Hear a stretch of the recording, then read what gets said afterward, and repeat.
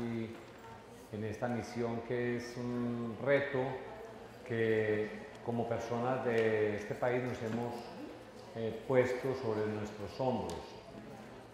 ¿Significa el cartel verde que ya me faltan 10 minutos? Ah, ya iniciamos, Vida Libre. Muy bien. Jesús. Entonces, ante todo, quiero agradecer al comité organizador, a Liliana en particular, a todas las personas que la han acompañado en su ardua tarea.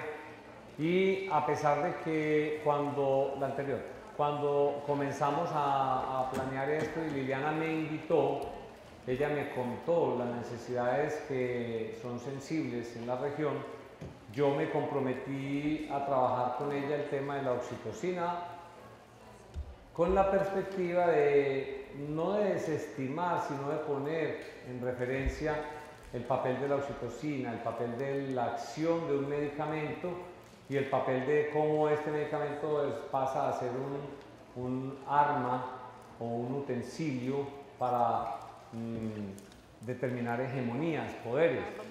Pero evolucionando la idea y complementando con todo el trabajo, y he tratado de reunir todo el esquema para hacerlo comprensible, es muy aburridor hablar de la oxitocina como oxitocina.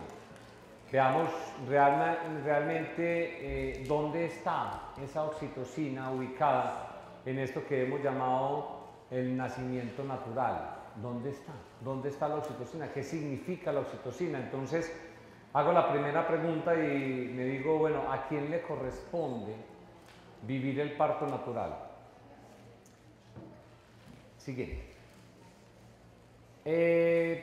Cuando uno revisa la literatura y cuando revisa las páginas web y cuando revisa las hojas de publicidad, se da cuenta que hay insatisfacción.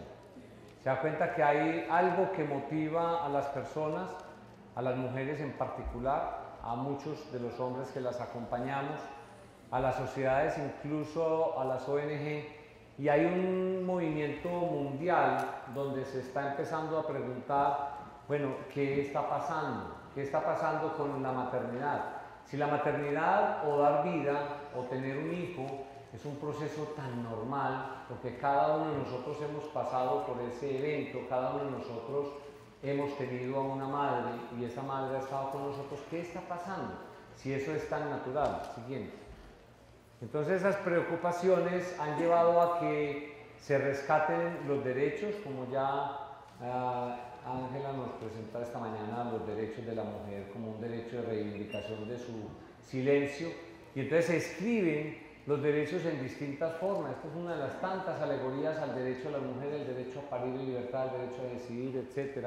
Y se rescatan los derechos al silencio durante el parto, y se rescatan una serie de situaciones que las mujeres desean vivir y tener en el momento de estar dando vida.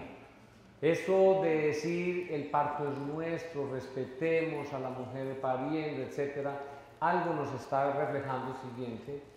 Y entonces nos tenemos que preguntar qué es entonces un parto natural o qué es un parto normal. Como médico yo tengo que utilizar los recursos que la medicina me ha enseñado para poder interpretar los fenómenos de la vida y de la salud y de la muerte alrededor de un esquema. Entonces yo quiero invitarlos a que miremos desde el sistema de la salud inicialmente qué significa eso de la maternidad segura, qué significa para un sistema de salud apuntarle y poner en juego toda una serie de recursos para garantizar la maternidad segura. La maternidad segura desde el esquema de la OMS que adoptan los países significa promocionar la salud. Buscate en el bolso un señalador, aquí, el blanco. Significa promocionar la salud, o sea, significa acompañar saludablemente a la mujer, a la mamá, y poderle dar garantía con un manejo respetuoso para que de una manera oportuna se identifiquen los problemas, las dificultades. Miren, empezamos a hablar desde una cosa natural, pero mirando desde una perspectiva médica, buscando problemas para prevenir complicaciones y obviamente en lo que hace la medicina, reducir morbilidad, mortalidad, que sea evitable, tratar de hacer entonces del sistema eficiente, que todo peso que se le incluya o que se ponga en juego en cualquier estado redunde en resultados favorables que vayan a dar una relación costo-beneficio favorable. Esto es lo que dice la salud, y entonces así OMS espera que hasta el 70-80% de los partos, e incluso mucho más, sean favorables, normales, con resultados favorables madre-hijo. Siguiente. Y de esas relaciones de partos en las instituciones, 98% o más de partos institucionales, partos acompañados y atendidos, espera el sistema que solamente hasta un 30%, en algunos sitios hasta un 40%, infortunadamente, tengan complicaciones. Por lo tanto, siguiente, solamente tengan que recurrir los médicos y el sistema a no más del 15% de intervenciones quirúrgicas como la cesárea. Siguiente. Esto es cierto, esto está estandarizado, está medido, y entonces esto lleva a definir de manera concreta que el parto es normal cuando hay unos parámetros, unos protocolos, cuando se cumplen unas guías, cuando se está basado en evidencia para controlar los riesgos, y que el parto es normal cuando se disminuye el riesgo y el daño causado por la acción médica, y obviamente con unos estándares de calidad óptimos. Este es el parto natural.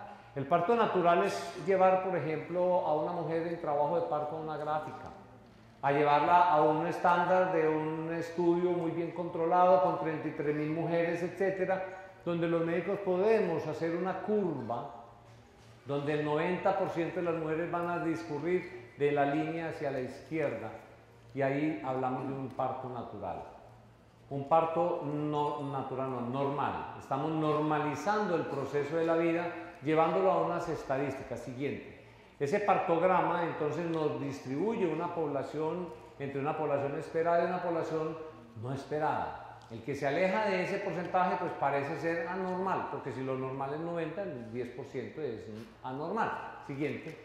Entonces la preocupación más grande con respecto a todos esos parámetros, siguiente, es que a pesar de todos esos indicadores, la cesárea y el procedimiento quirúrgico de intervención está aumentando. A pesar de que parece ser lo normal para justificar unos caminos de aceptación y de normalidad, la cesárea está aumentando. No solamente en Gran Bretaña, sino en los Estados Unidos. Siguiente. En los Estados Unidos hay un aumento progresivo de la cesárea, hay una preocupación porque hay muchos lugares en el mundo donde la cesárea supera el 40, el 50%. Siguiente. Y en Colombia no nos es extraño, en la encuesta nacional de salud del 2005, siguiente, refleja el Ministerio de Protección Social en los últimos años que Colombia es el tercer país en el mundo donde se interviene por cesárea. Son palabras del Ministerio. Tiene que aceptarlo públicamente porque en Colombia se realizan 200.000 cesáreas por año, lo que quiere decir que cada minuto se están realizando, cada hora aproximadamente 23 cesáreas, o sea, prácticamente cada 2 minutos y medio una cesárea en un lugar del país.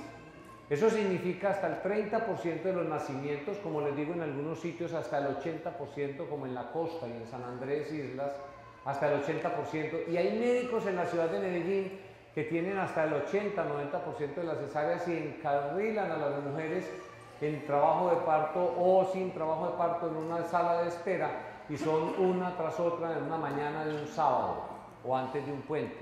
3, 4 como si fuesen cuerpos maquinados o cuerpos instrumentados. Y si se calculara, para ser equitativo, que el 50% de las cesáreas realizadas en Colombia fueron justas, o sea, bajo una indicación médica, y el 50% no lo fueron, o sea, innecesarias, para no irnos de un lado al otro, se está hablando de que a Colombia esas 100.000 cesáreas innecesarias le están costando 75 millones de dólares, más el riesgo de las complicaciones que son producto de las cesáreas realizadas en este país. Siguiente. Entonces, desde la postura médica y desde la postura de los individuos, puede que cada uno se dé una justificación, y estas son distintas formas de interpretar el problema. No la voy a leer porque cada uno podrá interpretarlo. Algunos dirán, es porque es más seguro, es porque es más fácil, es porque yo controlo todo. Y algunos dirán, no, es que las cesáreas son de la mujer moderna, porque es que la mujer no tiene por qué parir sufriendo como una mula, ¿sí? Como se puede discriminar, o como una mujer de las cavernas. Eso no tiene sentido. Entonces, distintas actitudes médicas dentro de un esquema de normalidad están llevando a un estado de preocupación, incisiones innecesarias, sufrimientos, situaciones invisibles que las estamos viendo desde el primer momento de hoy, sometimientos a oxitocinas, a excesos de medicamentos, a someter a una mamá que necesita libertad para moverse durante su trabajo de parto y parto, a una esclavitud de una venoclisis con un carrito, con un trípode, o llevar a una mujer a un procedimiento obstétrico dramático como es comprimir el útero como si fuese una prensa de expresión de un producto cualquiera, hacerle una maniobra de Christeller, o llevar a una mujer a una condición después de una cesárea, porque no estoy diciendo que la cesárea no se tenga que realizar, se puede y se debe realizar en su momento indicado, pero esta es la condición en que termina una mujer en una cesárea, y máxime cuando es una cesárea que se complica, donde se separa del momento inicial de su bebé. Entonces esa grande preocupación siguiente nos tiene que llevar a reflexionar sobre las palabras que ya dijo alguno de los expositores anteriores. Creo que las dos expositoras anteriores nos hicieron referencia a la frase de Michel Oden, y vamos a trabajar sobre ella. Para cambiar el mundo hay que cambiar la forma de nacer. Y si eso es verdad, si eso es verdad, entonces tenemos que preguntarnos cuál es la forma natural de nacer. ¿Qué es lo que pasa cuando una mujer está dando vida? Cuando una mujer está dando vida, desde su naturaleza, ella está tranquila. Ella está en realidad realizando sus sueños. Infortunadamente para muchas el sueño en ese momento es una carga, es una frustración, es una violencia, pero ese sueño para la mayoría es el sueño idealizado y construido en esa historia que se ha tejido a lo largo de la humanidad entre las mujeres. Eso que nos decía Ángela, a mí me encanta estar con las mujeres, eso es real.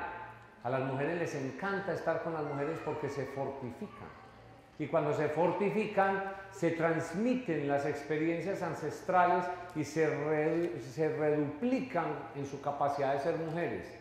Entonces el parto natural es el parto que todas desean en su corazón sea un parto espontáneo, un nacimiento natural, un nacimiento sano, donde se les respete y se les dignifique como mujeres, y obviamente donde ustedes y las mujeres, todas las mujeres del mundo, puedan sentirse amorosas, comprometidas con su proceso. Y eso se ve cuando se les pregunta a las mamás. Esto se lo trabajamos a unas mamás en un hospital, iniciando con una compañera Dula, un trabajo muy lindo que pensábamos hacer allá, y recibimos el bloqueo del personal médico. Prácticamente era imposible porque les estábamos quitando la capacidad de controlar el trabajo de parto. Pero esto nos decían las mamás que ellos estaban atendiendo. Les preguntamos, ¿cómo defines el momento del nacer y cómo defines el amor? Y dicen las palabras que ustedes saben y que han escuchado siempre. Quiero estar en un sitio respetuoso, tranquilo, amoroso.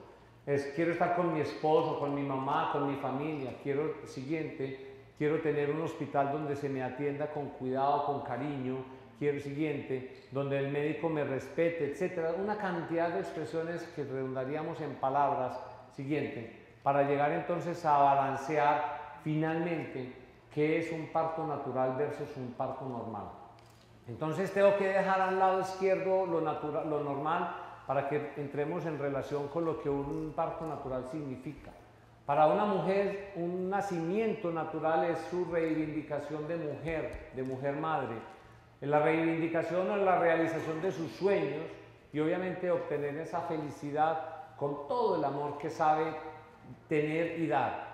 Y el parto normal, para nosotros los médicos, se quedará entonces en el esquema de lo que obviamente consideramos tener a una paciente acostada en una institución controlada, vigilada bajo unos parámetros, y que pasa a ser un caso de análisis o de evaluación que obviamente nos debe brindar un resultado, un indicador, y que obviamente va a satisfacer no solamente el ego del médico de la institución, sino del sistema de salud. Eso es la relación del balance parto normal versus parto natural. Siguiente.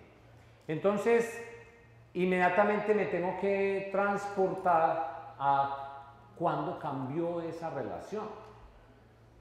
¿Cómo ha sido la historia de la naturaleza humana en el proceso del parto natural y el parto normal? Entonces, tenemos que ir a lo primitivo, tenemos que remontarnos a la historia. Yo soy, por consideración personal, por convicción, por bioquímica, soy un evolucionista. Yo creo en la evolución. Creo que las cosas se han dado y se han ensayado y se han trabajado en el laboratorio de la vida durante millones de años. Y lo que tenemos hoy es el resultado más eficiente de la prueba del mejor ensayo clínico controlado para los epidemiólogos. Yo soy epidemiólogo, pero para los epidemiólogos de Extremadura, el mejor ensayo clínico controlado que tenemos hoy es la vida natural. No tenemos que someter a ningún ensayo clínico lo natural, porque ya está comprobado por millones y millones de años de evolución. Entonces, el parto de la vida humana, del nacimiento humano, que somos los únicos que podemos dar cuenta de él, que somos los únicos que podemos relatar, que somos los únicos que nos podemos anticipar, ha sido el parto de la mujer en su intimidad, en su aislamiento propio y obviamente con la máxima seguridad que ella sabe buscar como ser mamífero, como ser humano animalizado en su naturaleza instintiva. Siguiente. Entonces, es reconocer que el nacimiento, el momento de intimidad máximo de la mujer cuando está dando vida, hace parte de un continuo de su sexualidad. Y entonces la pregunta que me surge es, ¿y si hace parte de la sexualidad, por qué yo, bajo qué criterio y bajo qué razón, me puedo intrometer en su intimidad? ¿Con qué razón o justificación yo puedo estar participando de su intimidad cuando ella ha reservado su intimidad para un momento muy propio con su amado o con la persona que ella ha escogido como su ser amado y cercano?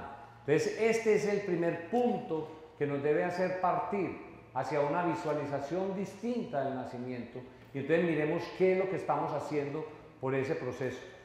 Porque tengo entonces que reconocer evolutivamente en la historia de la humanidad que la historia de la mujer ha sido una historia de olvidos, una historia de desplazamientos, de sometimientos, de vulneración, una historia donde la mujer es invisible. Siguiente. Y que a pesar de ser invisible es ella la que ha construido históricamente y que representado en las gráficas dejadas por nuestros antepasados, es ella la que ha estado a lo largo de la historia dejando la huella de la construcción de la familia. Y el primer momento de reconocimiento de su naturaleza, como dijo ahora una de nuestras compañeras, de su naturaleza de parir, es el nacimiento como su cuerpo se lo pide.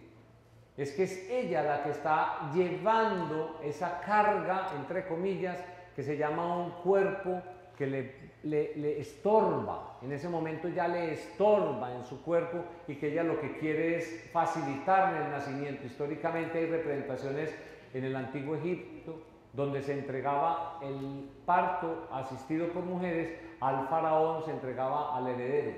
Y existen en nuestras culturas cercanas el parto natural, el parto en posición vertical. Siguiente. Entonces, me tiene que surgir una obligatoria relatoría de la historia de la partería.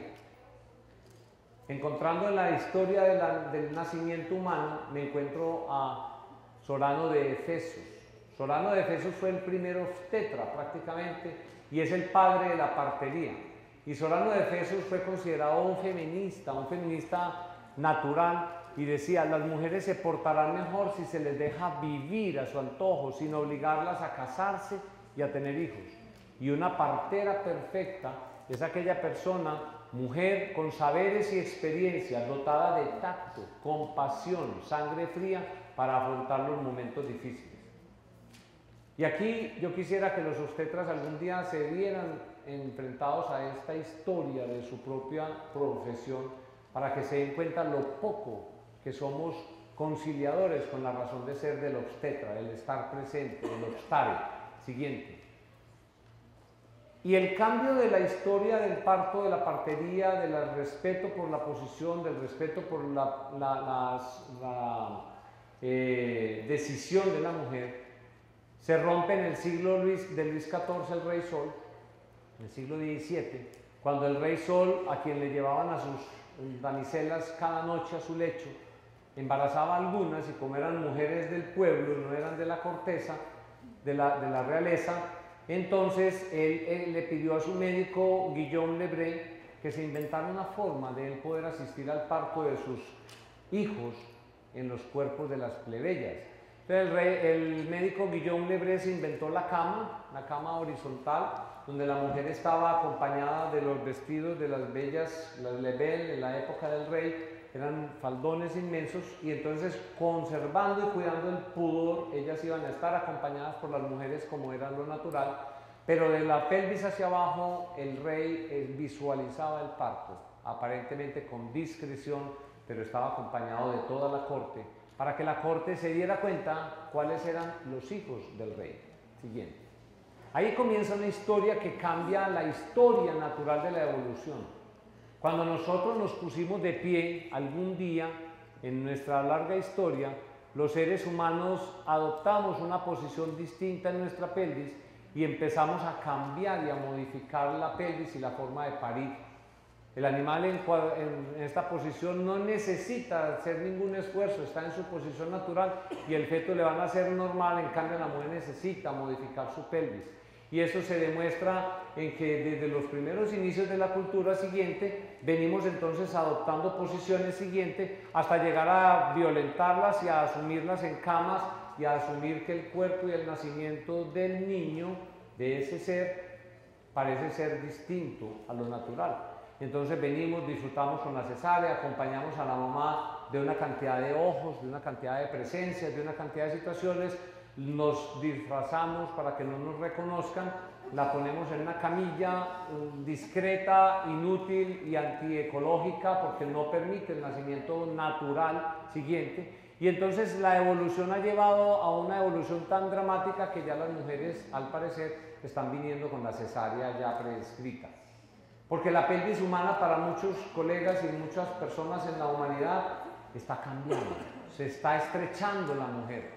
Y eso se lo decimos así tranquilamente: señora, la tengo que operar, y le explicamos a la familia cuando hablamos suficiente, porque la pelvis está estrecha, y la estrecha parece ser la mente y la conciencia de los profesionales. Entonces hemos llegado ya a un punto donde la cesárea se nos ha vuelto una costumbre o un panorama, un paisaje. Siguiente. Esto es el proceso de la evolución que uno tiene que preocuparse y aceptar que no es así. Algo está pasando. ¿Qué está pasando? No, la siguiente. ¿Qué está pasando en el mundo? En el mundo se nos acabó el amor. En el mundo se nos impuso el derecho a abusar, a someter al otro, a presionarlo, a maltratarlo. En el mundo se nos acabó la tolerancia. En el mundo se nos está acabando todo lo que nos hace seres humanos. Los seres humanos somos seres naturalmente asociados, gregarios por nuestra propia condición. Nos necesitamos unos del otro, o sea, no deberíamos matarnos, ni maltratarnos, ni ofendernos, porque tenemos una intrínseca necesidad de ser seres asociados. Siguiente.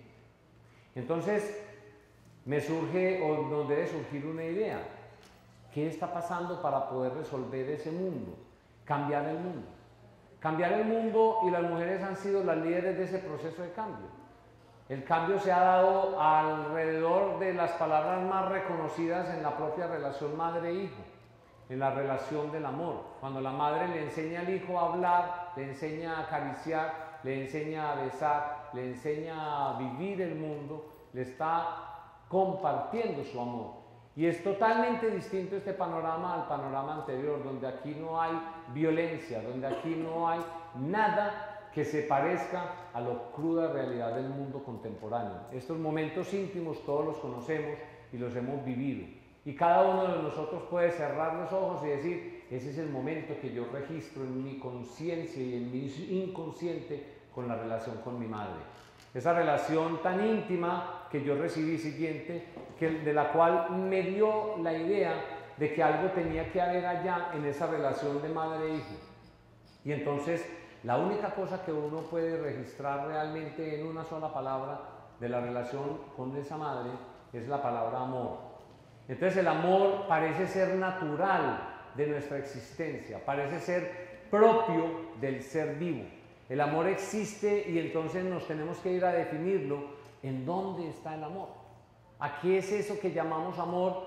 ¿Y será que el amor solamente pertenece a los poetas, o pertenece a los escritores, o pertenece a los artistas gráficos, o a los artistas del color, o serán las canciones? ¿Dónde está el amor? Siguiente. Entonces, la pregunta como médico, como profesional es, ¿será que se puede explicar todo eso desde la ciencia? ¿Será que es posible hablar de amor desde las moléculas o desde el discurso científico? Y encuentro realidades para explicar en realidad lo que está pasando. Siguiente. Y encuentro realidades que surgen de la definición del amor.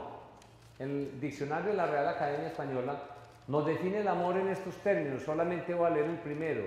Proveniente de la palabra del latín amor, amoris. Es el sentimiento intenso del ser humano que, partiendo de su propia insuficiencia, necesita y busca del encuentro y de la unión con otro ser. Entonces, el amor realmente sí tiene sentido en la vida humana. Hace parte de la coexistencia natural de cada uno de nosotros. Nos lo recuerda la mamá, nos lo enseña la madre y nos lo hace trascender a cada una de nuestras vidas para que seamos seres amorosos. Entonces, ¿quién respalda el amor? Siguiente. Entonces me pregunto, ¿será que el amor tiene que ver con la fidelidad? Y entonces Gabriel García Márquez, en El amor en los tiempos del cólera, nos recuerda que hay una fidelidad eterna en la relación de Fermina Daza y Florentino Ariza. Y tendrá que ver con la confianza. E igualmente en su libro Del amor y otros demonios, nos relata la historia de la sierva María, que con el Cayetano de Laura se prometen amor eterno y ella le dice que su cabello dejará de crecer el día que ella la deje de amar. Ella muere encerrada de monjas, en uno de estos sitios de monjas, en un claustro, y 20 años después desentierran su cadáver, su cuerpo, y lo encuentran con una larga cabellera de 20 metros. El amor será memoria, esa memoria que registramos en la madre, esa memoria que registramos en el rostro del amado, esa memoria que registramos en los hijos, esa memoria visual, olfativa que nos hace rememorar momentos gratos. Igualmente Gabriel García Márquez nos dice en Las mariposas amarillas de Mauricio Babilonia que siempre que vieran mariposas amarillas era Mauricio, el espíritu de Mauricio, el que estaría por allí rodeando cuando él es asesinado en el encuentro amoroso con Menem. Siguiente. ¿Y será que el amor es parte de lo imposible, de la utopía? Y entonces, claro, los poetas, siguiente, los poetas grandes y todos los poetas siempre han hablado del amor, siguiente, siempre han tenido el amor como un tema de importancia en sus escritos, siguiente. Y el amor también hace parte del arte, siguiente. Hace parte de la filosofía. Teilhard de Chardin recuerda que el amor es la más poderosa y aún desconocida energía del mundo. Y dice, los humanos algún día aprenderán a sacar provecho de las energías del amor. Y hace parte del arte, siguiente. Hace parte del arte en la expresión artística de cualquiera de los artistas, siempre hay una expresión amorosa. Y este autor que me lo encontré buscando, donde lo encontraba, me fascinó. El comentarista de su obra nos refiere lo siguiente, dale. En esta obra llena de color, la dulzura y el amor florecen en una gestación y la idea de la onda en la mirada de un parto litúrgico. O sea, toca lo sublime, siguiente. Y el autor allí nos pone, nos dulcifica, nos entretiene con un arco iris de colores alrededor de su momento amoroso de dar vida. Dale.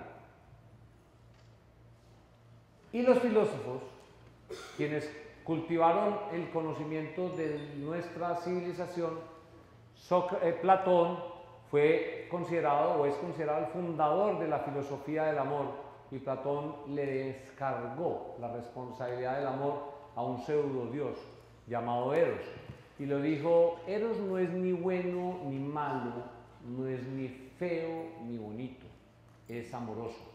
Ese es el amor. El amor no es ni bueno ni malo, no es ni feo ni bonito, es un amor ideal. El amor nunca se puede tener en la mano, el amor nunca se puede tener como objeto porque se pierde, siempre tiene que existir en lo intangible. Siguiente.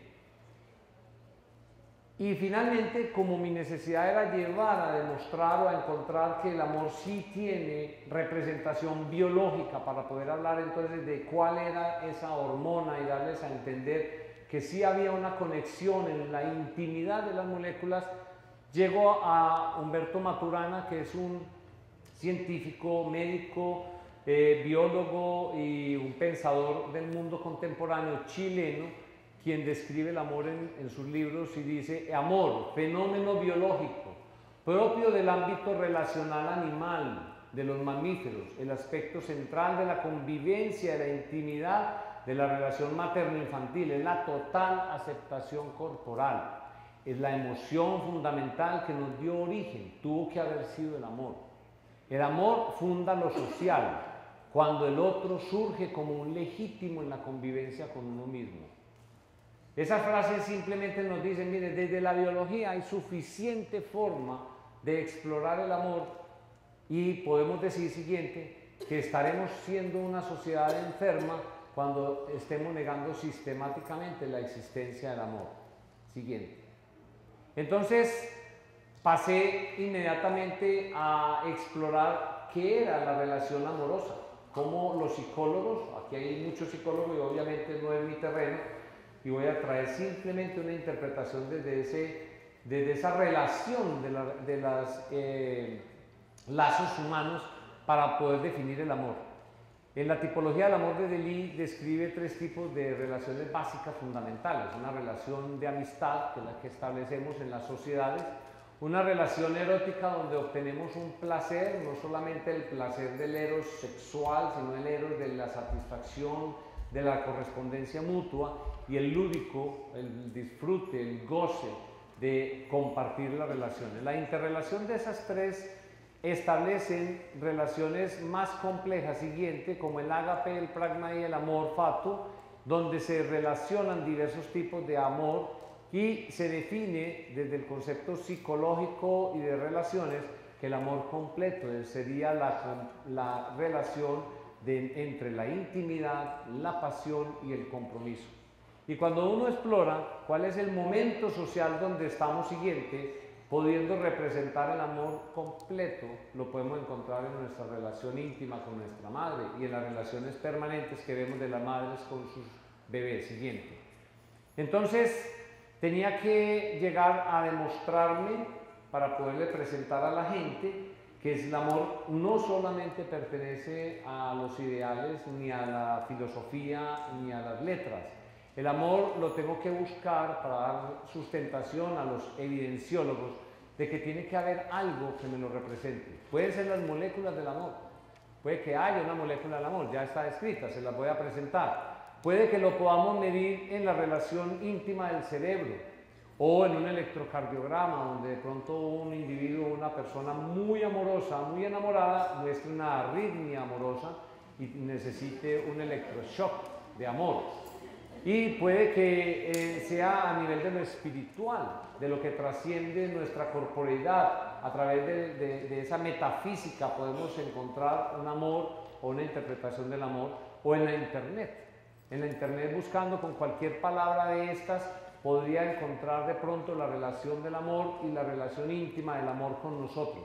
Y finalmente tenemos que llegar al laboratorio para poderles decir a las personas si existe el amor. Hay una molécula que genera un comportamiento así o asá, y la falta de ese amor genera agresión, genera violencia, genera ausencia, alejamiento y una serie de cosas, que es lo que estamos viviendo en el mundo. Siguiente. Entonces, con todas esas palabras, tengo que reconocer que existe en el mundo una revolución. una revolución del amor que está representada enigmáticamente, pero así abiertamente, en la persona más conocida en la historia de la humanidad, la mamá.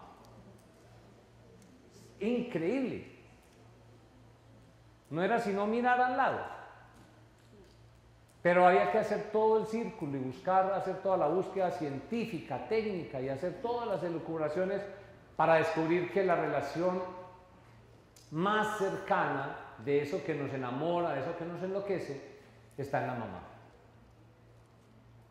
Y esa mamá que en ese momento está reuniendo todo lo anterior, moléculas, corazón, cerebro, todo en su organismo. Y entonces encontramos el sistema que hoy ya los neurocientíficos describen como la hormona del amor, llamada oxitocina. Y eso es lo que me trajeron a decirles acá, que la oxitocina no se vende en ampollas. O sea, si alguien les ofrece oxitocina amorosa en ampollas, en frasquitos de 10 unidades por centímetro, mentiras.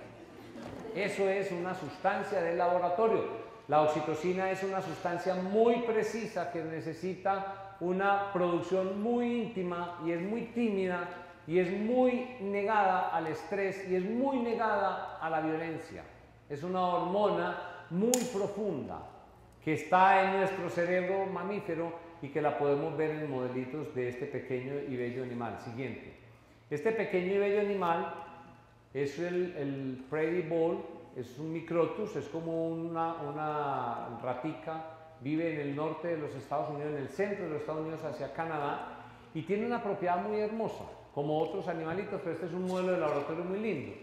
Cuando madura, el macho genera una serie de movimientos llamados grooming, que es el lameo, y expulsa ferormonas, estimula a la hembra que está en la adolescencia. La adolescencia se excita durante 48 horas, se le lubrica la vagina, empieza a ovular, a inducir la ovulación, y después de 48 horas entran en un ritual amoroso que dura 48, 72 horas. Muéranse de la envidia.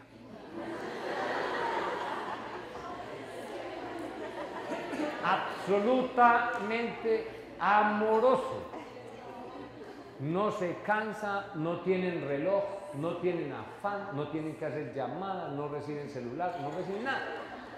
Y viven durante 48 horas liberando toda una serie de cócteles endocrinos en su cerebro, pulsando oxitocina a cantidades exageradas, oxitocina que inunda el cerebro y que genera una relación amorosa perenne, permanente.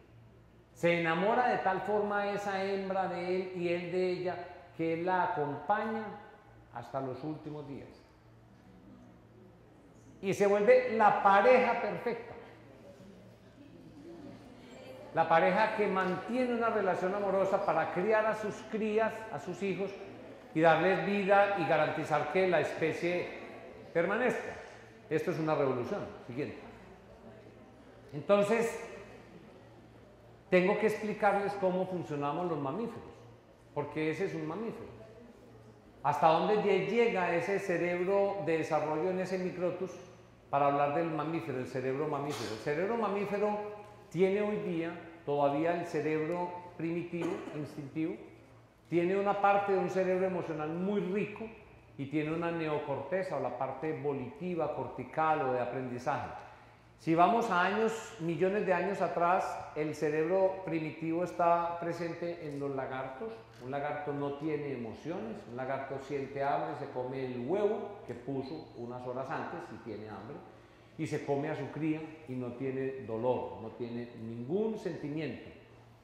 Aparece luego una parte del cerebro llamado emocional, que se llama el sistema límbico hipotalámico, donde están unos núcleos muy especiales, donde empiezan a aparecer las emociones. Entonces ya empieza a haber emociones de remordimiento, de temor, de sensaciones amorosas, de gusto por el otro, de recuerdos casi, me va a coger la noche, de recuerdos casi que íntimos, y aparece la inteligencia.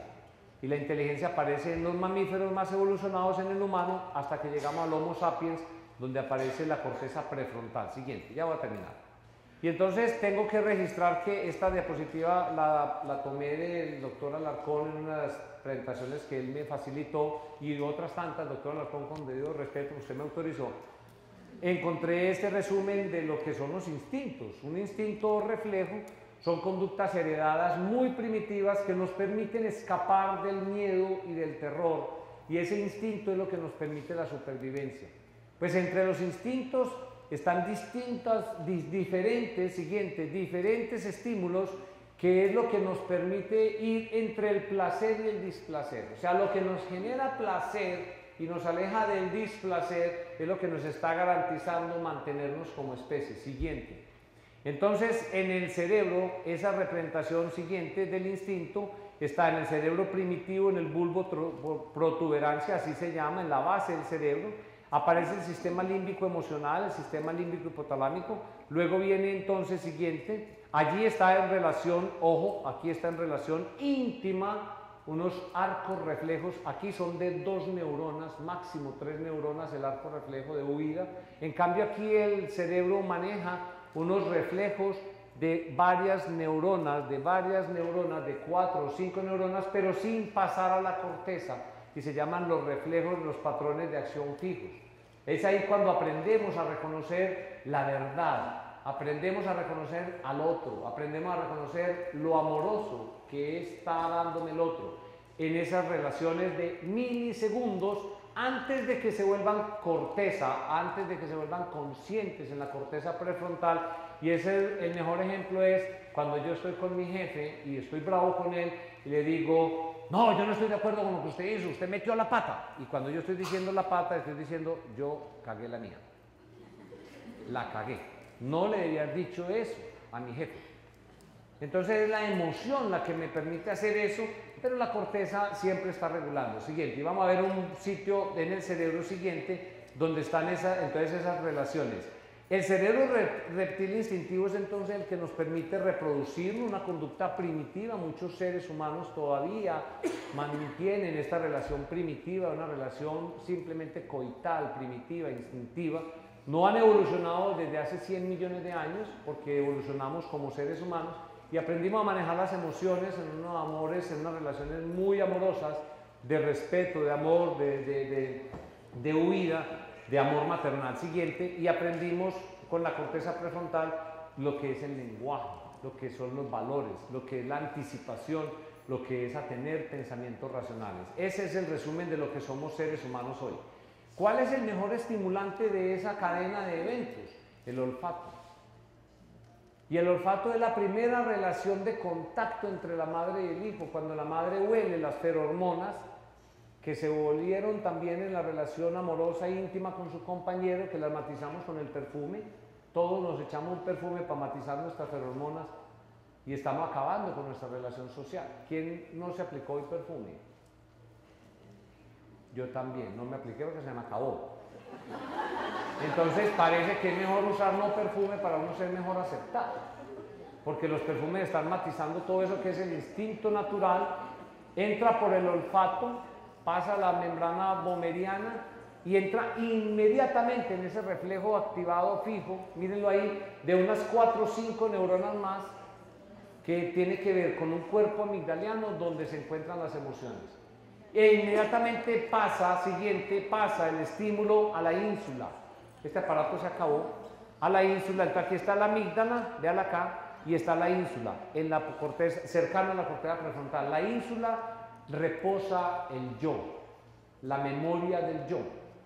Para el doctor Ginás, el cerebro humano ha desarrollado una serie de estrategias, reflejos activados fijos, que generan todo lo que nos identifica como el yo. Cuando yo me prendo por la mañana, yo digo: yo soy Bernardo Rudelo, tengo un hijo llamado Sebastián, una mujer llamada Beatriz, vivo aquí, tengo mi trabajo allá, tal, y eso lo hago en milésimas de segundo. Y cuando recibo un estímulo nocivo, mi yo se bloquea y entra la ínsula en acción y me dice: eso es un evento nocivo para usted, no le conviene. Un atraco, una violación, un maltrato. En la ínsula quedan los recuerdos que entraron por las emociones, pero la ínsula es el sensor, es el que deja la huella, y es la huella que no se olvida, de lo que estábamos hablando hoy en la mañana. Siguiente. Entonces, mire otra forma de reflejar un reflejo activo fijo, la corteza visual. Para nadie es un secreto que cuando ven la foto del ser amado de los hijos, inmediatamente se llenan de alegría, si el ser amado es amado todavía, obviamente. Se llenan de alegría. La corteza visual tiene un reflejo precortical en las emociones y que se activa con la corteza de la visualización y genera inmediatamente esos reflejos olfativos y visuales y táctiles, estimulación de oxitocina. Entonces, cuando yo estoy aquí hablando con ustedes, yo estoy aquí lleno de oxitocina, en cambio ustedes no tienen tanta como yo. Allí la parejita de Sergio y la novia están llenos de oxitocina, están enamoradísimos, entonces están cargados de oxitocina. Yo también estoy enamorado de ustedes, estoy enamorado de este espacio, porque cuando las personas tenemos la capacidad de compartir y de ser seres sociales, nos llenamos de oxitocina y no necesitamos de la intimidad sexual o erótica. Esa oxitocina está presente en las relaciones sociales y humanas. Cuando los invitamos a alguien a la casa con amor, anoche nos invita a la casa Liliana, estaba llena de oxitocina, yo no quise decir nada, pero estaba llena de oxitocina, se le notaba su emoción de sentir a la gente que ella quería tener en su casa. Cuando la mujer acepta a ese hombre, se llena de oxitocina y es tan supremamente bella esa capacidad de la mujer de dar amor, que cuando acepta su intimidad con él y tiene un orgasmo, una relación sexual, su cerebro se carga de oxitocina porque es lo que le genera la confianza y la memoria para seguirlo aceptando, si esa relación no pasa por la ínsula y no genera reflejos negativos. Y cuando tiene un orgasmo se llena de oxitocina muchísimo más que él. Y cuando tiene un parto está cargadísima de oxitocina y cuando lacta está llena de oxitocina. Siguiente. Entonces, llegamos finalmente a encontrar qué era la oxitocina. Siguiente. La oxitocina, esa pequeña molécula de 9 aminoácidos, está presente en todos nosotros, en todos los momentos desde nuestra primera existencia. Siguiente. Está desde que nos enamoramos, desde que nos enloquecemos torpemente, entre comillas, por el otro, hacemos las locuras siguientes, como tirarnos en paracaídas para darnos un beso en la mitad, o como tener una relación social compartida y llegar a un momento de intimidad siguiente, pasar al proceso del nacimiento, o sea, trascender la sexualidad a llevarla al momento del nacimiento. Esa es una realidad de grande peso. Es la intimidad de la mujer que termina finalmente en una continuidad del amor, en la lactancia y en la protección. Este no es Sebastián, obviamente, ese cachetón está allá atrás, pero sí le dimos besitos así alguna vez y todavía se los damos. Este es un beso de familia, ¿cierto, gordo? Así es el beso de familia que nosotros nos damos. Muy bien, dale. Entonces, cuando yo miro la oxitocina del frasquito, no hace nada de eso, simplemente contrae el útero. Pero los médicos creemos que tenemos la solución en un frasquito de 10 unidades por centímetro para terminar todas las gestaciones humanas, porque estamos desde mi mirada haciendo lo que yo creo que a esa persona le conviene. Estamos violentando toda la posibilidad de disfrutar de todo esto, llevando a una mujer a un parto inducido, a un parto motivado, a un parto arbitrario, porque no niego que se pueda necesitar, que se deba usar en algunas circunstancias, o violentar la posibilidad de que la libere, porque ese es el momento primario más importante para esa relación madre-hijo. Siguiente. Entonces, para terminar, el resumen de la oxitocina está aquí. Esto parece ser complejo, no se preocupen, simplemente eso está pasando en nuestros cerebros, en los cerebros de las mamás. Tiene que necesitar de un ambiente estrogénico, femenino, y por eso primero se creía que la oxitocina se producía solamente en las mujeres, pero también se produce en los hombres somos mujeres hasta la semana sexta, que aparece el cromosoma Y y simplemente nos diferenciamos, pero todos somos mujeres en un inicio del desarrollo. Y mantiene todas estas actividades desde la relación amorosa y las relaciones de resultados reproductivos. Siguiente, que es el éxito de la supervivencia. Entonces, aquí está el resumen final y miren que lo que hay aquí es, ustedes lo conocen muy bien, Me perdonan que les haya traído en inglés, pero memoria y memoria es igual, ¿cierto? Memoria visual, memoria olfativa, memoria amorosa. O sea, amor, amor, amor en toda parte, hasta la verdad, a trust, está representada por la oxitocina en distintísimos, muchos estudios realizados con neurociencias y con investigación con el pequeño animalito. A lo que menos le gusta a la oxitocina es que le activen la corteza antes de que ella actúe. Y entonces cuando un estímulo es nocivo, como es lo que hacemos los doctores, le damos información, violentamos el cuerpo físico y espiritual de la mujer, le damos información inadecuada, la llenamos de espacios poco tiernos, poco íntimos, activamos a través de los órganos de los sentidos los reflejos, entran a la ínsula y en la ínsula vienen los reflejos negativos, activan siguiente la corteza prefrontal y cuando se activa la corteza prefrontal se activa el simpático. El simpático es el de la adrenalina, es el del estrés, es el de la angustia, el que nos hace escapar y huir. Yo no entiendo por qué las mujeres con tanta oxitocina que producen, que se las rompen, se las violentan con el simpático y cuando llenan el cerebro de simpático no huyen de la sala de partos. Yo no entiendo por qué. Deberían estar huyendo porque esto lo que desencadena es un reflejo de activación de huida, un reflejo de supervivencia. Siguiente. Entonces estamos hablando de derechos. Para terminar, ya hemos hablado de derechos, ya no voy a pasar aquí siguiente. Los derechos humanos están inscritos, estos son 4 simples referencias de los derechos humanos reales donde está referenciado todo lo que hemos dicho, sustentado, y la OMS ha llegado entonces a escribir unas premisas, las 16 premisas que deberíamos tener todos en las cartas de presentación de nuestras madres en las instituciones. Mire, yo conozco mis derechos. Yo conozco, estos son los 16 derechos que me protegen y son parte de los derechos humanos. Siguiente, siguiente, siguiente, parte de los derechos humanos, para poder llegar finalmente, para terminar, siguiente, a que podamos decirle a los doctores, no más violencia. Pero como el término violencia y en nuestra corporación yo he liderado ese punto de discusión. No vamos a decirle a los doctores, doctor, usted está siendo violento. No, doctor, usted está siendo, siguiente, autoritario. Usted está imponiendo su conocimiento y su autoridad sobre mi cuerpo, sobre mi vida. Y es distinto a decirle usted es violento, porque cuando digo violento lo emulo con un chico violento de la ciudad que acaba de cortarle la cabeza a una señora, sí, en cualquier sitio. Entonces el doctor se va a sentir, usted me está comparando. Entonces ese discurso no va a permitir llegar a encuentros. Tenemos que hacer discursos amorosos, discursos realmente respetuosos, aunque sabemos que hemos irrespetado muchas veces a la mujer, pero tenemos que llegar con ternura y con amor para poder reconocer un plano de discusión siguiente.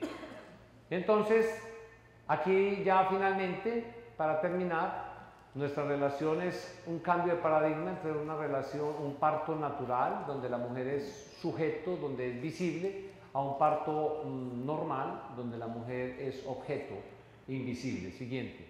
Donde debemos entonces permitir que todo lo que la evolución nos ha dado florezca, que la pelvis no está estrecha cada vez más, que las cesáreas no son necesarias, que la oxitocina es solo útil en ciertas condiciones y que no es una indicación, porque entre otras uno se pone a ver las inducciones de los obstetras y qué pesar, no saben hacer inducciones. Yo soy obstetra, no saben. Yo he trabajado hace rato en obstetricia y he cuestionado enormemente la incapacidad de hacer verdaderas inducciones cuando se necesitan. A las 8 horas de poner una oxitocina ya están decidiendo una cesárea. Siguiente. Entonces el punto de encuentro es, debemos llegar en un discurso humano a encontrar que esa oxitocina y que todo eso que está preparado en la mujer nos permita hablar de normal como natural y de natural como normal. Siguiente. Siguiente. Vamos a dejar aquí. Ya pasamos esto. Para podernos permitir algún día decir que el amor realmente es una experiencia vital, que se concibe en el amor, se gesta con amor, se nace por amor, se cría para el amor y se vive viviendo el amor. Siguiente. Muchas gracias.